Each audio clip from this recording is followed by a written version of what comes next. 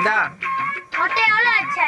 ஒரு சிப்ஸ் 5 ரூபாய், ஒரு துணி சோப்பு 10 ரூபாய், ஒரு துணி பவுடர் 5 ரூபாய், மொத்தம் 5105 ரூபாய் ஆச்சு.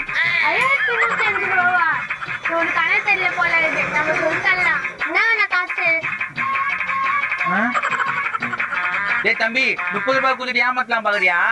ஐயோ, உங்களுக்கு கணக்கே தெரியல. கொடுங்க, நான் போடுறேன். இது 5. இது ஒரு 20. இது ஒரு 5. மொத்தம் 5205 ரூபாய் கொடுத்துக்கிறேன். நீங்க தான் எனக்கு 100 ரூபாய் தரணும்.